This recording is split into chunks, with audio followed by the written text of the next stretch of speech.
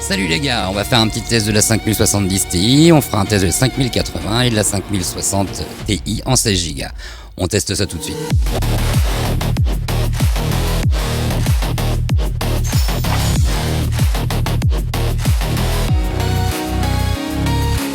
Donc les gars, on va commencer avec Z-Image. Je vais vous montrer, parce que avec le stream, bien sûr, il y a une perte de performance, donc je vais vous montrer quand même qu'on perd 0,5 points. Par exemple, sans le stream, je suis à 4,95 environ, 5 secondes. Ça m'arrive de faire 5 secondes 20, hein, voilà, mais on est à 5 secondes en général, alors que dès que je stream en même temps que je fais mes rendus, voilà, 5,48. On voit la 5,33, la 5,47, la 5,50. Donc du coup on perd 0,5 points en fait de moyenne sur la même carte graphique, juste parce que OBS enregistre, et encore j'ai enlevé la caméra exprès, c'est pour bien vous montrer. Donc du coup je vais à chaque fois faire la présentation du modèle, pourquoi je choisis ce modèle, et puis j'arrête l'enregistrement, je fais mes rendus, je remets la petite fenêtre, je relance l'enregistrement, et comme ça vous l'aurez vraiment en mode sans le problème du stream, parce que selon les PC, selon les disques durs, ça peut varier. Moi c'est 0,5, mais peut-être vous auriez 1 seconde, peut-être vous auriez 2 secondes, et donc on va se perdre. Donc je vais vous faire vraiment ça sans le stream, pour qu'on soit vraiment tous sur le même ratio. Et donc on va tester tout de suite Z-Image. Donc du coup, comme promis, nous voilà. Donc j'ai 5,20 sur le premier rendu. Alors le premier rendu, je vais m'expliquer, c'est pas le premier, hein, parce que mon modèle est déjà chargé. Je prends jamais en compte, quand on lance le premier rendu sur Config UI, on a en général le problème du chargement du modèle, et donc ça va erroner les puissances de la carte graphique, puisque là on est là pour tester la 5070 Ti. Donc le premier met beaucoup plus de temps, puisqu'il charge le modèle, donc le disque dur, la vitesse du disque dur rentre en compte pendant le premier rendu. Alors que les autres rendus, comme le modèle est chargé, c'est que la carte graphique qu'on voit les uns derrière les autres, donc là on a vraiment que la puissance de la carte graphique. Donc on ne prenez pas le premier rendu que vous lancez sur un nouveau modèle ou quoi, parce que le temps de chargement est dû beaucoup à cause du disque dur. Donc là, le modèle était chargé, et donc du coup, je mets 5 secondes 20 et 4,89 en seconde pour rendre une image en 1024. Donc bien sûr, j'ai gardé tous les modèles avec les réglages de base. Donc je touche même pas les prompts, je fais vraiment rien. On va tester tous les modèles un par un. Ouais, je vous ai pris ces modèles-là en particulier, j'ai choisi, parce que c'est ceux que j'utilise le plus généralement. Et donc du coup, par exemple, Z-Image, c'est entre Flux et SDXL. Ça a une petite tendance Flux quand même, mais c'est quand même très très propre, et surtout il est ultra rapide. Donc je vous le conseille, si vous avez envie vraiment avec une petite config ou de quoi que ce soit, ça tourne. C'est pas là pour rigoler, 5 secondes le rendu, on est du même niveau qu'SDXL. On va le tester aussi SDXL. Mais du coup, ce modèle est choisi parce que c'est des modèles que j'utilise, parce qu'ils sont aussi pareil libres de droit et de licence commerciale.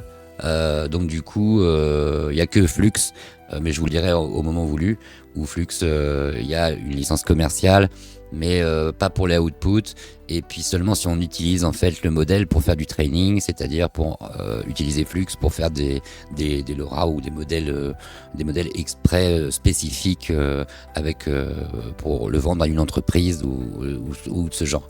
Alors que tous les outputs, non, ils sont libres. Donc c'est pour ça que je vous l'ai mis aussi.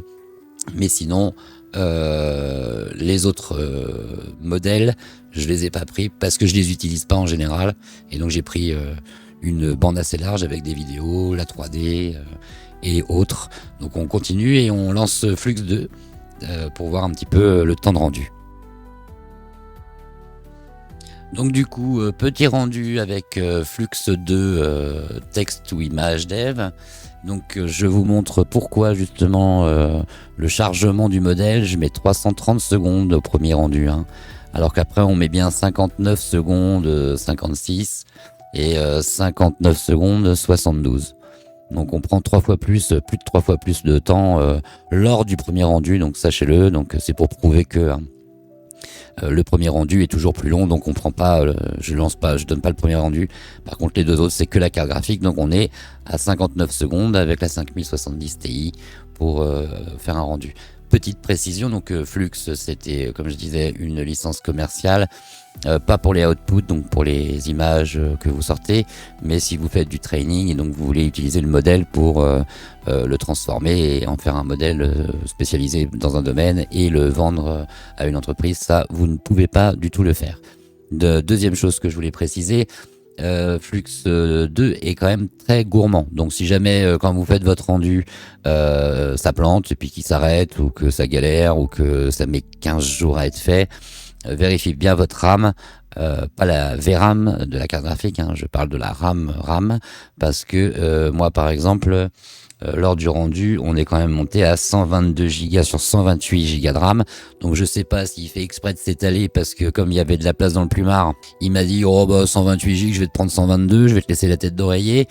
Ou si il aurait tout mis sur la carte graphique, mais sachez-le, vérifiez bien ça parce que ça peut jouer en faveur, en défaveur de votre rendu. Du coup, on va se faire la suite des événements avec Qwen-Image, le Qwen-Image 2512. On fait le test, on voit ça tout de suite.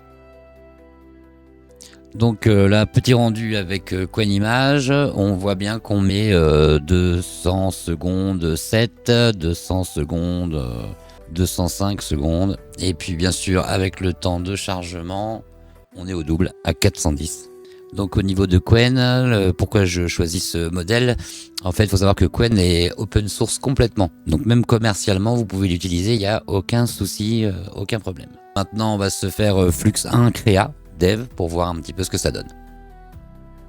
Donc Flux Créa Dev, petit rendu, et donc nous avons mis 13 secondes 97 et 14 secondes 17. Et le premier chargement qui ne compte pas, 102 secondes. Donc 14 secondes pour Flux 1 Créa. Donc bien sûr Flux 1 pareil, hein, même problème ou même caractéristique. Vous pouvez l'utiliser pour les outputs, mais pas pour le commercial. Pour le commercial en output, mais pas pour travailler le modèle et revendre le modèle pour une autre activité qui aurait été refait. Du coup, on attaque avec SDXL la version simple. Donc SDXL, petit rendu en 6 secondes et 51 millionièmes de seconde. Donc 6.51 secondes et 6.13 et le rendu le tout premier à 105. Même si on s'en fout, je tenais à vous le dire quand même. Donc maintenant, pourquoi j'utilise SDXL? C'est un des modèles en fait qui est déjà super léger, qui fonctionne avec les petites configs, mais qui fait des rendus réalistes au top. D'ailleurs, je vous conseille aussi même Juggernaut de Ragnarok, comme le Viking, et à télécharger sur Hugging Face ou plateforme de ce genre. Vous le remplacez par SDXL, c'est un SDXL mais amélioré, et vous avez vraiment des rendus qui sont de qualité photographique sans aucun problème de plastique, de peau. Après, le prompt colle moins bien que sur Flux ou des choses comme ça, mais pour faire des rendus autre que des doigts de pied ou des mains, hein, bien entendu, sinon faudrait ajouter un LoRa à votre à SDXL, un LoRa de main, un LoRa de pied, sinon bien sûr il fait toujours un peu des spaghettis. Enfin, il peut faire des spaghettis. J'ai pas eu le problème avec Juggernaut, il n'y a pas de problème de Ragnarok. Mais du coup, j'ai des résultats à chaque fois cinématographiques et des portraits qui sont juste phénoménaux. Alors que j'ai pas retrouvé cette qualité avec même Z-Image, même avec Flux 2. Toujours un peu des problèmes avec les rides, avec les yeux, avec les lumières, avec le reflet de la peau. Et donc du coup, c'est un peu saoulant. Alors que là, on a directement vraiment une photo ultra réaliste, que ce soit pour le cinéma ou pour faire du style portrait photo, quoi. Maintenant, on va se tenter le petit template qui est fait. Donc template, je l'utilise aussi. C'est parce que qu'on voit un peu comment ça s'utilise aussi. Mais c'est Qwen aussi, hein, donc c'est le même modèle, mais ça permet d'utiliser plusieurs vues différentes du même personnage. Donc on va voir ça tout de suite. Donc du coup, petit rendu qui nous permet, vous voyez, on met cette image et puis ça nous permet d'avoir une perspective du personnage sous différents angles avec une résolution plutôt de bonne qualité, hein, puisqu'on est en 1360 par 768. Et donc du coup, on met 110 secondes par image. Hein. Pareil, donc petit moteur de rendu à base de Qwen et totalement gratuit, même pour les droits commerciaux. Et donc plutôt sympa pour mettre alors des personnages ou des perspectives, des maisons, peu importe ce que vous voulez mettre. L'avantage, c'est que ça permet de l'avoir en plusieurs positions différentes, aussi bien pour après faire de la création de modèles 3D, ou bien sûr pour pouvoir commencer déjà à faire des plans qui permettent d'animer le personnage en vidéo avec une position différente, ou aussi pour faire des LoRa qui vous permet de voir le personnage de différentes positions. Vous pouvez aussi avec d'autres modèles du coup l'habiller ou lui mettre une coupe de cheveux, hein, et puis vous refaites la même opération et vous avez une cinquantaine d'images du même personnage habillé différemment, et vous pouvez faire un premier LoRa avec le modèle que vous désirez. On va se lancer sur les vidéos et les rendus de vidéos et on va voir ce que ça donne avec la 5070 Ti. Donc le rendu avec One 2.2 en 14 milliards de paramètres, pardon. Bien sûr là je suis en image to vidéo, donc image to vidéo c'est toujours un petit peu plus long que texte to vidéo, mais c'est justement, ça permet d'avoir une idée. Je pense que le plus long est le plus important. Et on voit que on met 90 secondes. J'ai pas touché aux paramètres, hein. Encore une fois, je ne touche pas aux paramètres. Le but n'est pas de vérifier si c'est un bon modèle, c'est juste combien de temps on met. Du coup, maintenant, on va essayer avec un modèle beaucoup plus petit, le One 2.2, mais en 5 milliards de paramètres, pour voir un petit peu le temps de rendu par rapport à celui-là. Donc tout de suite pour dire oui, il est plus long, mais vous inquiétez pas, c'est normal que le 5 milliards soit plus long puisque nous sommes pas sur la même résolution et on n'est pas non plus sur le même nombre d'images. Non, je précise tout de suite parce que sinon mis bout à bout, on se dit mais pourquoi le 14 milliards de paramètres est plus rapide que le 5 milliards de paramètres. Mais donc pour confirmation, nous voyons bien que nous sommes donc à 24 fps ici, alors qu'ici on est à 16 fps, on a une résolution de 640 par 640, 80 simplement 1 image, alors qu'ici on est en 1280 par 704 et on a 121 images. Donc vous emballez pas, c'est pas une faute, je ne me suis pas trompé, c'est juste que la résolution, il y a quelques changements. Comme je l'ai dit tout à l'heure, le but de l'opération c'est directement de prendre le workflow qui se trouve à chaque fois ici et de tester avec ces paramètres de base. Ici, c'est pas pour vérifier si le modèle est plus puissant ou pas, c'est juste pour voir si la carte graphique, la 5070 Ti, qu'on va comparer aux autres après, est plus ou moins performante en pourcentage. Donc du coup, je garde exprès les mêmes paramètres pour que vous, chez vous, quand vous ouvrirez votre workflow comme ça, il sera réglé d'origine comme ça, et donc vous ne serez pas étonné, vous pourrez directement comparer. Et donc on a bien mis 302 secondes pour faire le rendu de la vidéo. Donc maintenant on va faire One Vase avec 14 milliards de paramètres, mais là en texte to image. Donc petit rendu sur One Vase en 14 milliards, 391 secondes, 390 secondes et 11 minutes avec le chargement du modèle. Maintenant, on va essayer de faire un petit modèle 3D en passant par des images. Du coup, le petit rendu avec 3D Unwine 3D 2.1 avec le temps de chargement du modèle 109 secondes et sinon un rendu 46 secondes et 52 secondes. Et donc du coup, j'ai pris la petite image qu'on a prise tout à l'heure, hein, pour montrer justement ce qu'on peut avoir. Voilà. Et puis on a un modèle de rendu qui est un petit modèle 3D qui est pas dégueu quoi. On va essayer maintenant 3D One Yuan 3D mais en multi.